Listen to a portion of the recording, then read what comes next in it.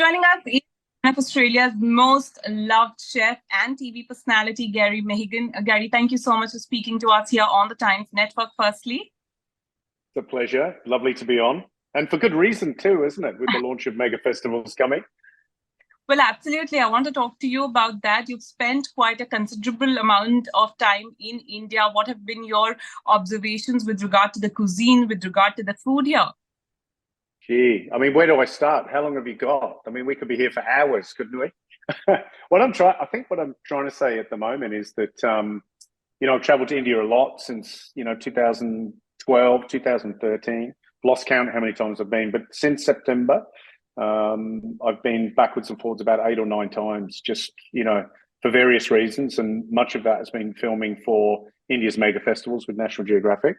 And I think it's the first time, just experiencing each one of these kind of auspicious and wonderful, colorful and engaging, festivals, that I've really appreciated food on a different level. And I think because I can put it in its place, and not just where it's from, but what it means. There's so many different things that I've experienced now where the cultural connection's deep and long, if that makes any sense. Whereas, once upon a time I'd travel to, I don't know, Hyderabad, and I'd eat halim and I'd just go, yeah, it's delicious. Or I'd eat biryani and go, that's delicious. Whereas now, having experienced Eid, in a very deep and connected way, and traveling backwards and forwards from Delhi to Hyderabad, is that, you can see what it means to people. It punctuates the year. There's a little kind of frenzy or a little fervor around just that one item, and the food plays, because essentially it's a festival of, feasting and fasting, that it accentuates the importance of each food, each thing that, you eat around that time of the year. For example, when you break your fast, the first thing you eat tends to be, a glass of water and a date. And just that, how the fact that all day you've been fasting, that you're more mindful, you practice being more connected, more charitable, more conscious of you and the people around you. The very first thing you eat after not eating all day, it's like the most delicious thing you've ever had in your life. Like, it focuses your mind like nothing else. You could go and have a 12-course degustation in the best restaurant in the world, but nothing will taste as good as that date after not eating or drinking for 12 or 14 hours. It's really, and doing that myself, it was just learning about Eid, learning about, the significance, the religion, attending the temples and celebrations, being with a family, first thing in the morning before they start fasting, all of these things, and fasting all day, and then eating that one single thing for that moment, understanding how delicious, how wonderful, and how meaningful food can be. I don't know if that makes any sense, but I don't even know if I answered the question, but it's just one example of many things that I've learned on these travels. Gary, I'm going to go ahead and ask you a very difficult question. What is the one thing from the Indian cuisine that you can eat, and only one thing you have to name, your most favorite that you can keep on eating? That is a ridiculous question. It's impossible. I'll give you another experience where I take something really simple that I fell in love with just because of the experience I had. We were filming Holi in Braj Bhumi, and pretty much most mornings, the crew and I would get up early, break of day, and we'd go onto the streets of Mathura on our mopeds and what have you, and meet at a certain point, and we'd have masala chai from our favorite tea maker, and we would have kachuri aloo jol, just standing on the street, little leaf bowl, warm kachuri, the thin, kind of strong asafoetida flavored curry. And they're like shooters. You have one, and then you put your hand out, you get another one, eat that. It just became a favorite. Like, I could eat it every day of the week for breakfast, but I'd be as big as a house. Gary, you've of course traveled the world for food. Through mega festivals, do you think there is any other place in the world from where you've traveled that is so deeply connected to its festivals through food? I don't think there is. I think because and the reason behind that is having filmed the first series, which is 6 episodes in itself, we've traveled all over the country. From the far north, in Nagaland to celebrate the Hornbill Festival, and this is in itself just a completely different part of India. Different belief system, different people, different language, completely different food. For those, many Indians haven't been, to the far northeast, whether it's Assam or Nagaland, etc. And so many Indians aren't familiar with the fact that there's no spice. There's no turmeric and coriander and fennel seed, and that it's foraged and fermented.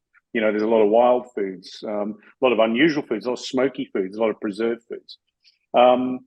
And so just the diversity, the complexity, and it's all connected historically. I mean, we talk about, 5,000-year-old civilization, very young country, but a very old and complicated and interwoven country that's now India, that really is so many separate peoples and states and areas. Does that make any sense? So the complexity is astounding. And I think for most people that have never visited India, and certainly not traveled around India, that complexity is missed. And the wonderful thing is it's there to be discovered. And so, when, for example, mega festivals hits the air, not just in India, but then when it starts to move around the world, people are going to get a taste of the cultural complexity and then a food attached to that, and the importance of food in amongst those celebrations. And of course, then the beliefs and the devotion around each one of those festivals in themselves. Gary, final question to all the viewers in India who would be looking forward to this series. Can you tell them what they can expect, the cities you've visited, and how their experience is going to be about the food in the country that they've lived in? Yeah, it's hard for me to answer things quickly. I apologize for that. But I think that I did ask National Geographic, why me? Why did you pick me? Why not an Indian host that's more familiar with these festivals? And they said, because we love your enthusiasm. You're like a little boy, discovering something new every time you pick something up or go somewhere, and you're visually excited. And I said, that's because I am, because I love it. This opportunity, and maybe it's just a point in my life that I just have enjoyed every second of every part of my travels. And it's not even the place, it's more the people that I've met. I've met some wonderful, generous individuals who I will probably stay friends with for the rest of my life. And I think the reason I admire them so much is because in many cases, their devotion and their connection to their community and their life and their food, I'm quite jealous of that. And it's different everywhere you go. Like mine's more worldly, more global, and I kind of belong to no one, I feel. Whereas many people that I've met wouldn't live anywhere else. It might be, Madurai or Mathura, or it might be, Kohima. It could be, they just wouldn't live anywhere. And they feel, I remember talking to someone who said that, we were in Leh, Ladakh, actually, and he said, no matter where you are in the world, you always know someone is there just at the end of the telephone to look after you. Sorry, you got light, now you got that sunlight shining into you. That someone is there to help you. So it's, I think in this show, hopefully you get to see how wonderful these festivals are from my perspective. And I'm hoping that for the viewer, even though you've celebrated Holi all of your life, that you get to feel it in a different way. Does that make sense? Yes, absolutely.